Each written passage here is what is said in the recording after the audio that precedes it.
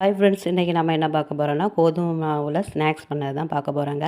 இந்த கிண்ணத்தில் 6 கிண்ணம் கோதுமை மாவு எடுத்து வச்சுக்கிடுங்க. 2 கிண்ணம் மைதா மாவுங்க, 1 கப்பு சீனிங்க, அப்புறம் சோடாப்பு போட்டு நல்லா கிளறி விடணுங்க. அதுக்கப்புறம் சீனியை நம்ம நல்லா கை விட்டு நல்லா கரைச்சி எடுத்து வச்சுக்கிடணுங்க.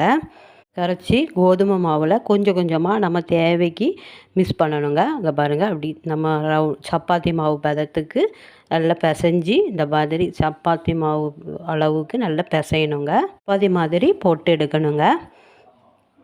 அதுக்கப்புறம் கட் பண்ணணுங்க, சின்ன சின்னதாக கட் பண்ணிக்கிட்டு பாருங்கள். நான் இந்த முக்கோண ஷேப்பில் தான் வெட்டியிருக்கேன். உங்களுக்கு எந்த ஷேப் வேணுமோ அந்த ஷேப்பில் நீங்கள் வெட்டிக்கலாங்க. இந்த பிள்ளைங்களுக்கு இது வீட்டிலே நம்ம பண்ணி கொடுக்கறனால நல்லா விரும்பி சாப்பிடுவாங்க. நீங்களும் இந்த மாதிரி ட்ரை பண்ணி பாருங்கள். இது அவ்வளோ கட் பண்ணி வச்சாச்சுங்க. இனி கடாயில் எண்ணெய் விட்டு பொரிச்சு எடுக்கணுங்க. அங்கே பாருங்கள், இது அவ்வளோ கட் பண்ணி வச்சாச்சு.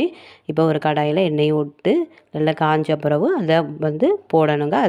அதுவாகவே தானாகவே அப்படி உருந்து வந்துடுங்க. அழகாக சேஃபாக வந்துடும். இதை பாருங்கள், பொரிச்சு எடுத்தாச்சு. நல்லா அழகாக முறுமுறுன்னு வருங்க. உங்களுக்கு தேவைன்னா நம்ம 2 சீனியும் மேலே போட்டு சாப்பிட்லாம். குழந்தைங்க விரும்பி சாப்பிடுவாங்க. இதை ஒரு முறை நீங்கள் ட்ரை பண்ணி பாருங்கள். பிடிச்சிருந்தனா லைக் பண்ணுங்கள்.